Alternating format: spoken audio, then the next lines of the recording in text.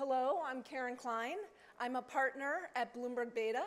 We're a seed stage venture capital fund focused on the future of work and backed by Bloomberg LP. And like many companies, our team is distributed. We have offices in New York, and we're also based in San Francisco. And as a result, we get together every other month in person just to catch up and to discuss opportunities and how we can help our founders.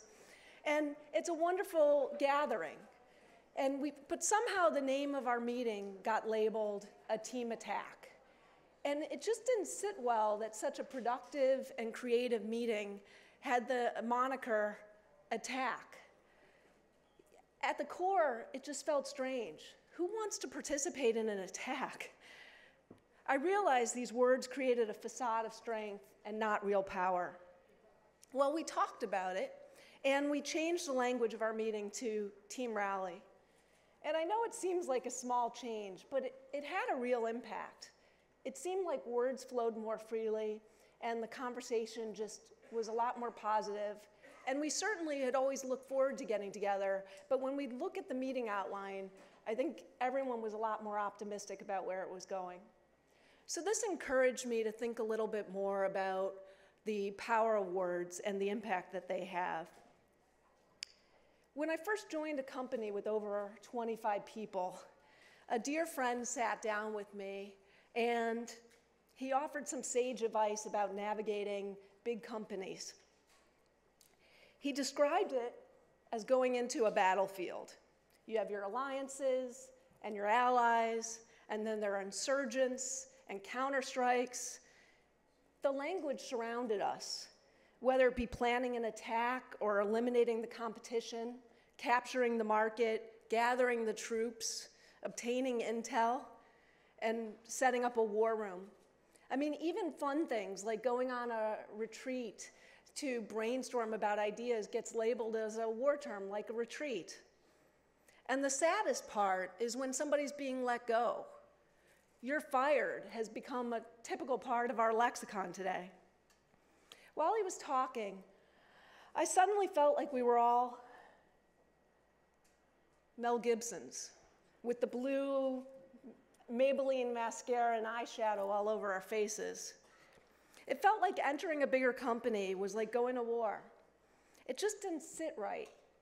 It was the wrong lens. We needed to get out of the battlefield. And then I started to see this language everywhere. I mean, as can be seen, it was in our movies, right? And it's also in our music. You knew this one was coming, right? Well, anyway, Pat Benatar. And then Janae. And then I was going to play for you the Cranberries as well. It's a beautiful song, really powerful, but the lyrics are so tragic. Do you know what you're fighting for, right? It's also in our advertisements, not surprisingly. And here's one where BMW and Audi are battling over digital signage. And then this one, I have no idea what they're even advertising, but you can see a ton of warfare going on. And then when you see this guy, I don't know what it's advertising, but you know somebody is about to get their butt kicked. I mean, this war language permeates our headlines too. I mean, Uber and Lyft is something we see in the headlines a lot. Google and Apple. And tech makes sense, I guess. But explain this one. It's so bizarre. Why is the GOP women declaring the war on women over?